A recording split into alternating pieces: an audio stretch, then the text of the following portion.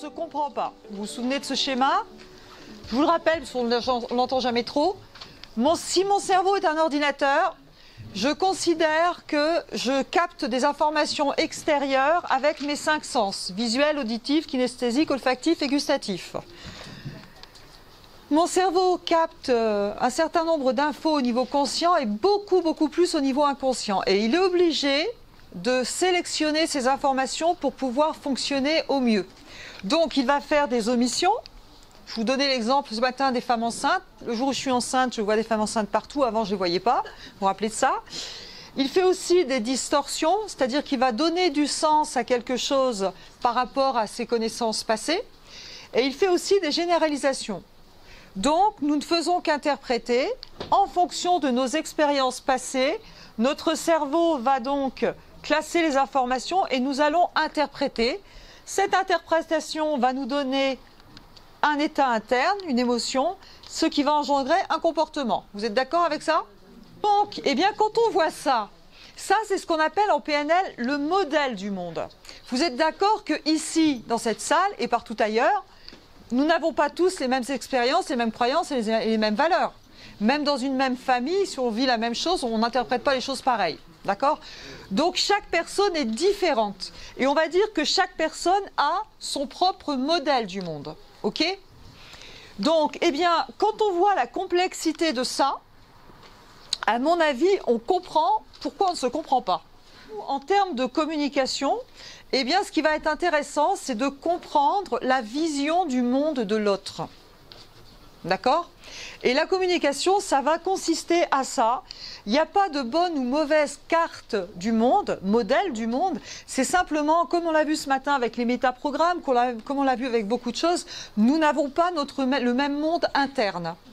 Et pour se comprendre, eh bien, il va falloir avoir un petit peu accès à ça. Déjà comprendre ça, ça veut dire qu'on est différent, qu'on ne fonctionne pas pareil, qu'on peut interpréter les choses différemment. Déjà, quand on a compris ça, déjà, ça peut éviter certains conflits.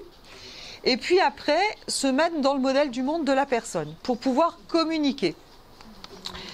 Donc globalement, la communication, pour moi, c'est la rencontre entre deux mondes. Vous avez son vécu, son expérience, sa représentation, d'autres interlocuteurs, et puis j'ai mon vécu, mon expérience, ma pensée, ma représentation. Et bien la communication, ça se situe à la rencontre entre deux mondes. Alors quand on voit ça, je veux dire à l'école, on a des cours de maths, des cours de français. Honnêtement, je ne comprends pas qu'on n'ait pas de cours de communication. Hein. Parce que quand on comprend ça, ça veut dire que ça se travaille, quoi. C'est quand même pas inné. Quand on parle des outils de communication, quand on parle des outils qu'on utilise en PNL et dans d'autres méthodes, eh bien, on utilise des données, des protocoles, des méthodes, mais ces méthodes, elles ne datent pas d'aujourd'hui. La communication, il y a déjà Socrate qui s'en occupait il y a un certain temps. Et Socrate, en termes de communication, il avait parlé notamment de la maïeutique. La communication, pour moi, c'est un outil magnifique. Ça peut même être une arme parfois, qui va pouvoir faire beaucoup de choses. Donc, on s'en occupait déjà à l'époque. Alors, je vous ai enlevé toutes les diapos un petit peu plus sophistiquées, parce que je pense que sinon, on va aller plutôt sur quelque chose de plus concret. Carl Rogers, Milton Erickson, Gregory Bateson, Richard Bandler, John Grinder, toutes ces personnes sont des personnes qui ont beaucoup travaillé sur la communication, qui ont beaucoup essayé de comprendre qu'est-ce qu'on peut faire. Alors je vais quand même revenir un petit peu en arrière parce que je pense que, excusez-moi, du coup, voilà. Vous voyez, quand on fait ça, quand je vois ce schéma, ici, je sais que ce qui fait mon état interne, d'accord, n'est pas l'événement, c'est mon interprétation de l'événement. Ça, vous avez retenu ce matin. Eh bien, imaginez qu'avec la communication, avec les questions que je vais poser, c'est ce qu'on fait très bien en coaching et ce que vous pouvez faire aussi en tant que parent ou en tant que manager, forcément, vous allez, par la communication, entrer dans le système. Je vous donne un exemple. Si quelqu'un vient me voir en consultation qui me dit « moi, je manque de confiance en moi », d'accord ? Je lui dis quand est-ce que vous manquez de confiance en vous? Tout le temps, etc. Donc la personne arrive avec, oups là, pardon, hop, mon fil, je manque de confiance en moi tout le temps. Donc vous voyez ce que ça peut donner au niveau des états internes, en termes d'émotions. Si je questionne la personne et que je lui dis quand est-ce que tu manques de confiance en toi? Est-ce que quand tu vas chercher ton pain, tu as confiance en toi? Bah oui, là ça va. Est-ce que quand tu amènes tes enfants à l'école, tu as confiance en toi? Oui, là ça va. Alors quand est-ce que tu n'as pas confiance en toi? Bah, j'ai pas confiance en moi quand je parle en public, quand je suis face à mon responsable hiérarchique, dans telle et telle situation. Déjà, rien que par un questionnement, j'influence totalement la perception de la personne. Vous êtes d'accord avec ça? Et bien ça fait partie de l'art de la communication et c'est aussi l'art de mon métier, de notre métier, du coaching, des thérapies brèves, etc. On va utiliser. Mais ça, c'est quelque chose que vous pouvez apprendre, et pour vous et pour les autres. D'accord? Donc pour moi, la communication, ça devrait s'apprendre à l'école et c'est un art, c'est une méthode, ça peut être une arme effectivement parfois et ça peut être un bel outil d'évolution personnelle. C'est un art qu'on va pouvoir utiliser et que malheureusement on ne nous a pas enseigné souvent. Dialogue veut dire, dialogos, c'est intelligence à deux. Normalement, un dialogue, c'est un échange, une rencontre d'intelligence. C'est ça que ça veut dire. On découvre une nouvelle connaissance, on découvre ensemble quelque chose plus que ce qu'on ne pourrait faire seul. Et j'ai le regret de vous dire que parfois, on n'est pas dans le dialogue, on est plutôt dans deux monologues. Ça vous parle? Et ça, ça peut être avec les enfants, comme vous l'avez vu avec Sylvie, ça peut être dans une posture de manager, ça peut être en couple, ça peut être partout. Ce qui va être intéressant, c'est d'essayer d'avoir une posture en termes de communication, de passer de deux personnes qui s'évaluent à deux personnes qui cherchent une solution ensemble. C'est ce qu'on appelle le rapport collaboratif. Ce ne serait pas l'idéal, ça, avec vos enfants? Voilà. Et ce que je voudrais vous montrer maintenant, c'est on va dire des concepts qui se confirment à chaque stage en PNL. Comment est-ce qu'on peut passer d'un nœud relationnel à une boucle relationnelle? Quels sont les critères qui font que dans une relation, je vais passer d'un nœud relationnel à une boucle relationnelle? Alors pour les personnes qui font le base PNL, on étudie ça et on fait un exercice pratique. Monsieur me demandait tout à l'heure si dans les formations, c'est que de la théorie, il y a de la pratique. Non, il y a 70% de pratique. Et ce que je fais à ce niveau-là, c'est que je demande à deux personnes de venir en démonstration et de faire un jeu, d'essayer de convaincre une autre personne. Je leur dis par exemple, imaginez, vous avez un restaurant au Grand Bornand, vous êtes tous les deux associés et vous décidez, un voudrait fermer complètement une semaine au mois d'août et l'autre voudrait rester ouvert tout le mois d'août. Votre objectif en 2 minutes, c'est de convaincre l'autre de fermer ou de rester ouvert en fonction de la posture que vous avez choisie. Qu'est-ce qui se passe dans ces formations? Eh bien, je dis bien dans 100% des cas, on arrive à ça. La personne commence à affirmer, c'est-à-dire qu'elle commence à donner des arguments pour ouvrir ou fermer au mois d'août. Je dis c'est bien de fermer au mois d'août parce que ta.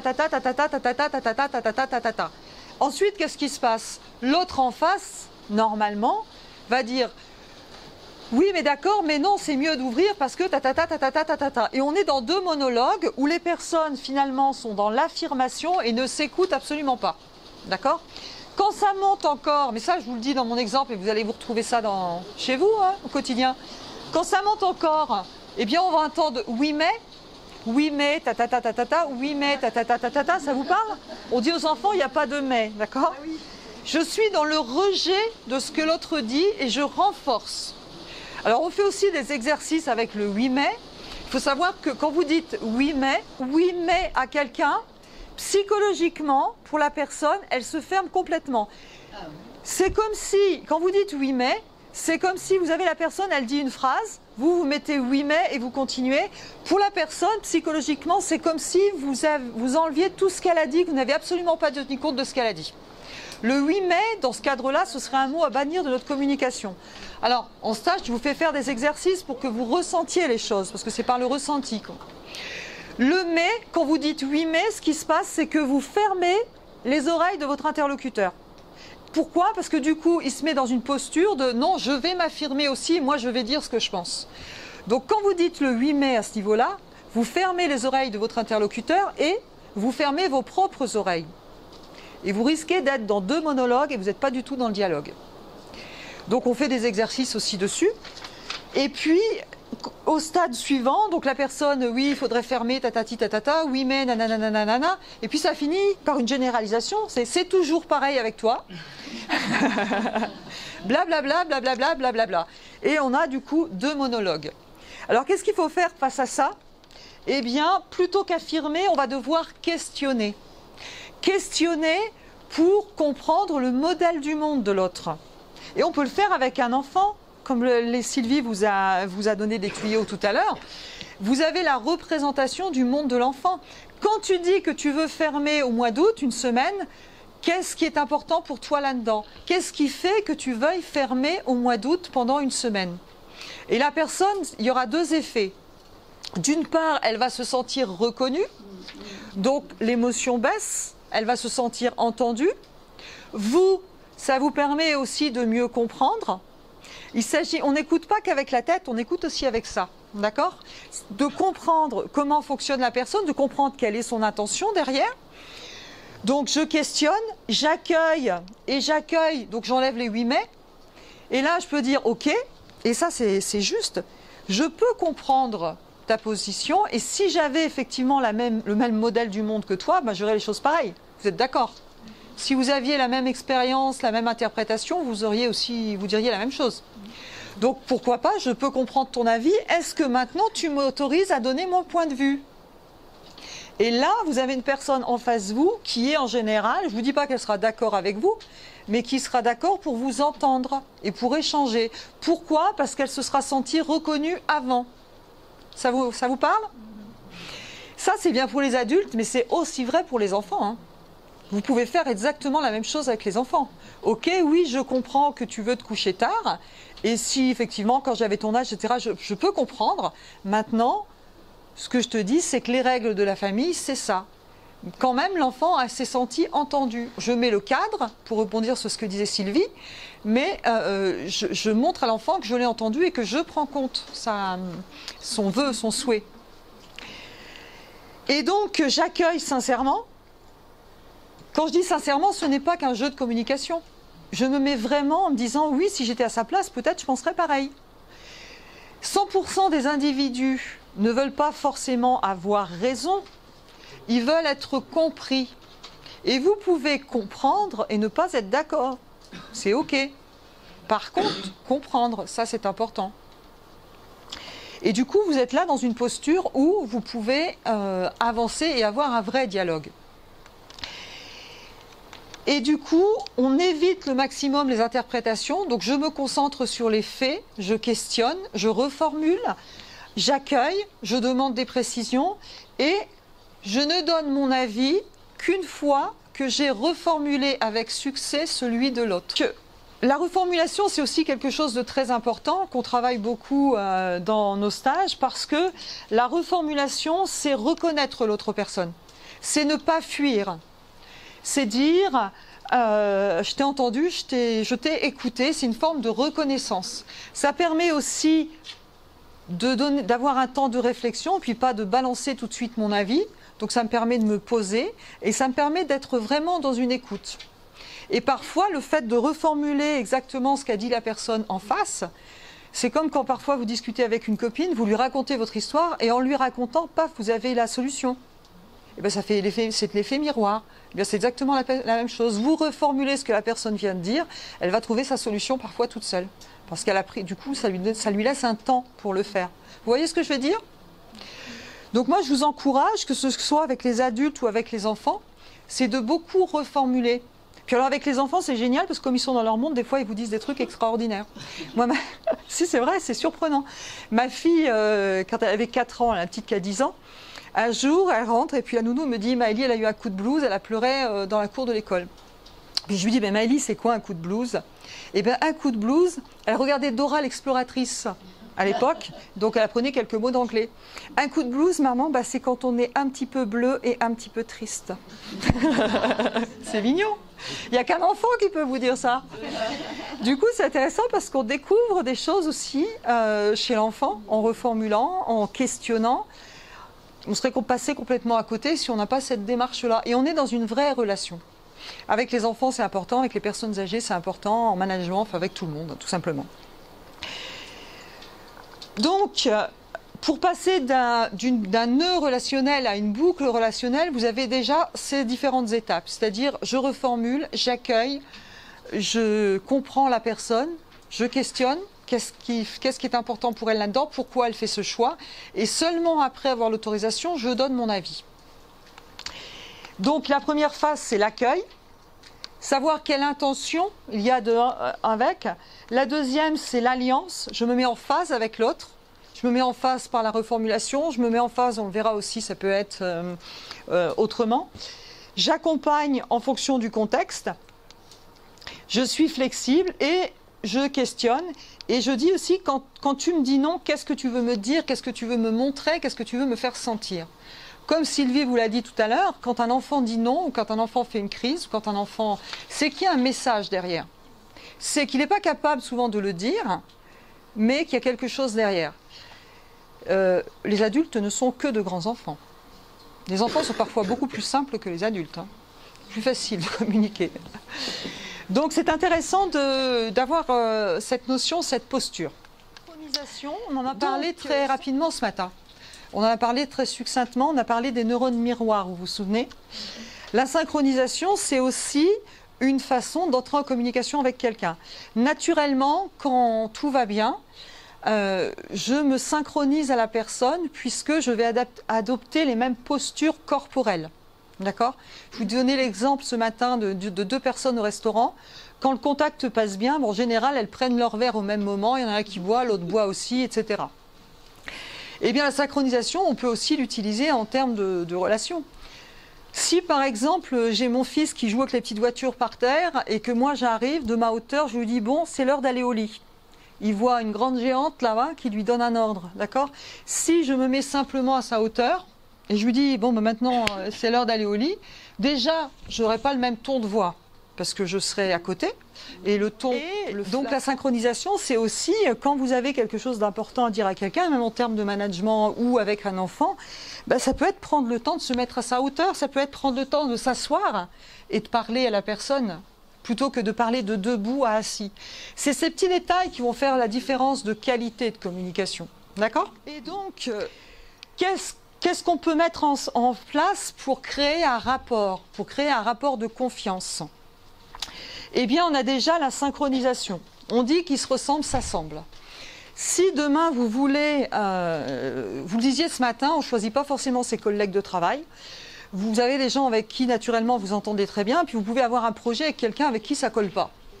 Qu'est-ce que vous pouvez faire? Qu'est-ce que vous pouvez mettre en place pour avoir des relations harmonieuses avec cette personne pendant au moins le temps du projet? Eh bien, il y a des choses que vous pouvez mettre en place. Qu'est-ce qu'on fait quand on s'entend bien avec quelqu'un? Qu'est-ce qu'on fait en général? Souvent, vous avez pensé à une amie, là, prenez un ami ou une amie, quelqu'un que vous entendez bien. Visualisez quelqu'un dans votre tête. Dites-moi quand vous l'avez. Vous avez quelqu'un? Est-ce que vous avez des points communs avec cette personne? Ok. Est-ce que cette personne est authentique? Vous la sentez authentique? Et est-ce que vous pouvez être authentique avec elle? Ouais. Est-ce que vous vous sentez valorisé par cette personne? Est-ce que vous la valorisez aussi? Très bien. Et est-ce que vous avez vécu des choses ensemble sympathiques? Voilà. Et bien là, vous avez 4 ingrédients qui font qu'on crée du lien, qu'on crée un rapport de confiance. Ça veut dire que quand on s'entend bien avec quelqu'un, quand on est sur la même longueur d'onde, tout ça, ça se fait très naturellement. Oui. Maintenant, si demain, pensez maintenant à quelqu'un que vous n'aimez pas du tout. Est-ce que vous avez des points communs avec cette personne? Alors moi, j'en vois déjà un que forcément vous ne voyez pas parce que quand on n'aime pas quelqu'un, on ne voit pas les points communs, forcément. Vous êtes 2 êtres humains. D'accord? Est-ce que vous sentez cette personne authentique? Est-ce que vous êtes authentique? Pas du tout. Est-ce que vous vous sentez valorisé par cette personne? Non. Hein? Est-ce que vous valorisez cette personne? Ah non. Vous avez vécu des choses avec cette personne, souvent c'est du négatif ou rien du tout. D'accord? Imaginez maintenant que cette fameuse personne, vous devez partir sur un bateau avec elle pendant 15 jours. Mais si, mais si. Qu'est-ce que vous pouvez faire pour créer du lien? On la met à l'eau. Alors voilà. Ok. Eh bien, ce que je vous propose, moi, si demain vous avez dans votre bureau un collègue à qui ça accroche pas du tout, mais vous avez un projet à faire ensemble, autant bien vous entendre. Et bien, ce que vous pouvez faire, c'est déjà chercher des points communs. Qu'est-ce que j'ai en commun avec cette personne? Alors, évidemment, quand on n'aime pas quelqu'un, on ne saute pas sur les points communs, hein, ça c'est sûr. Et pourtant, si on se creuse un peu la tête, on en a. Elle a un enfant, j'ai un enfant. C'est une femme, je suis une femme. Au moins, on travaille dans la même société. Déjà, c'est un point commun. D'accord? Cherchez un point commun. Ensuite, l'authenticité. Aïe! Être authentique, comment vous pourriez faire pour être authentique avec cette personne? Et vous pouvez très bien dire à la personne, c'est vrai qu'on ne s'entend pas, c'est vrai qu'on n'a pas le même mode de fonctionnement, c'est vrai qu'on n'a pas d'atome crochu. Maintenant, on a un projet à faire ensemble. Je te propose de faire en sorte que ça se passe bien. C'est ça, être authentique. Là, quand vous faites ce genre de choses, vous mettez tout dans une posture pour que ça se passe bien. Après, la partie qui appartient à l'autre personne, bien sûr, vous ne pouvez pas la gérer. On est d'accord. Donc... Mais comment on fait pour la faire changer? On peut pas? Non, alors voilà, deux façons d'être malheureux dans la vie. Vous le verrez avec Magali tout à l'heure, deux façons d'être malheureux dans la vie. Avoir un objectif pour quelqu'un d'autre. Alors cette phrase-là, les gens qui ont fait les stages avec moi la connaissent par cœur. Et... Voilà. Et des règles trop strictes pour soi. Avoir un objectif pour quelqu'un d'autre, vous êtes sûr d'être malheureux. C'est-à-dire que vous voulez faire changer quelqu'un ou vous voulez que quelqu'un réussisse, mais vous n'êtes pas responsable. Donc vous avez une bonne façon d'être malheureux parce que vous n'avez pas la main sur l'objectif. C'est tout ça qu'on apprend aussi en développement personnel. Donc oui, non, laissez tomber, essayez pas de faire changer, faites de votre mieux, à vous, faites ce qui vous paraît juste. Bon, on est quand même dans un système. On est quand même dans un système. Si vous changez des choses dans votre façon d'être et dans votre façon de faire, vous allez influencer, bien sûr. On ne peut pas ne pas influencer. Hein. On influence et ça risque de faire changer le système. Maintenant, ne vous donnez pas comme objectif de faire changer l'autre. Ce serait prendre un gros risque d'être malheureux. Et puis la troisième chose, donc, la valorisation. Valorisez la personne que vous n'aimez pas. Waouh! Waouh! Sans être poltron. Absolument. Personne, alors c'est très difficile de valoriser une personne qu'on n'aime pas parce qu'on est plutôt dans un autre état d'esprit. Maintenant, sachez que personne n'est ni blanc ni noir. Il y a quelque chose de valable chez toutes les personnes. Il suffit de chercher le micro-truc valable chez elles. D'accord? Et d'aller le dire. Mais faites ça, parce que vous allez voir que vous allez découvrir des gens sous un autre angle. Par contre, il faut vous forcer, parce que ça ne va pas être naturel. Et ça, c'est très intéressant. En restant authentique, hein, je ne vous dis pas de passer de la pommade et de ne pas être authentique. Cherchez si, alors vous pouvez vous poser la question comme ça, si il y avait quelque chose de valable chez cette personne, ce serait quoi? Et vous risquez de trouver. Au moins, elle arrive à l'heure le matin. Bon, ben voilà. Non, mais c'est comme en négociation, hein. On va accrocher sur le micro petit truc qui va se développer après. Je plaisante, mais qu'à moitié. Donc voilà, là vous avez des clés en fait, et quand vous faites ça, vous avez beaucoup plus de chances de créer un rapport de confiance, de créer du lien, et de pouvoir avoir un dialogue plutôt que deux monologues. Je porte votre attention aussi dans la relation parent-enfant, par rapport à ce que vous avez déjà pris avec Sylvie. Je donne souvent ce type d'exemple dans mes formations, puisque ça parle à beaucoup d'entre nous. Imaginez que j'ai mon enfant qui a 13 ans et je voudrais qu'il range son bol dans le lave-vaisselle. Un vœu pieux. D'accord? Si je lui dis, imaginons que je fasse ça. Donc je lui demande qu'il mette son bol après son petit-déj dans le lave-vaisselle. Il le fait, mais il y a plein de kélops autour, il n'a pas rincé. Je lui dis, ouais, bah t'as pas rincé. Est-ce qu'il va avoir envie de recommencer? Non.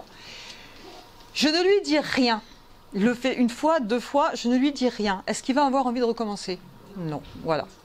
Donc l'extinction, si vous voulez motiver quelqu'un, que ce soit les enfants ou les adultes, la marque de reconnaissance, il faut savoir sur quoi vous portez votre attention. Portez votre attention sur ce que vous voulez voir pousser, le comportement que vous voulez voir pousser. Alors après, je peux aussi donner une marque d'attention et donner l'information en utilisant la technique du sandwich. C'est-à-dire, c'est génial, tu as déjà bien rangé ton bol dans le lave-vaisselle et ça c'est super. Si en plus tu pouvais rincer, mais ce serait carrément magnifique, mais c'est déjà bien ce que tu as fait. Là, qu'est-ce que j'ai fait? J'ai donné une marque de reconnaissance, la personne a ouvert ses oreilles parce qu'elle est capable d'entendre, et puis derrière, je lui donne une deuxième marque de reconnaissance. Et je ne dis pas que ça va changer comme ça en un seul coup, mais en tout cas, vous avez des chances que ça change. Mais imaginez, monsieur fait un effort. Il est là le week-end, il fait un effort, il passe l'aspirateur. Vous, vous rentrez le soir et vous lui dites « Ouais, bah t'as pas fait les coins. » il a vraiment envie de recommencer là. Alors soyez malines, mesdames, vous lui dites « C'est génial mon chéri, t'as passé l'aspirateur. » Ah, si vraiment, en plus, tu pouvais essayer de faire les coins, ce serait génial. Mais déjà, c'est super, merci beaucoup. Alors, qu'est-ce qui fait maintenant que souvent on a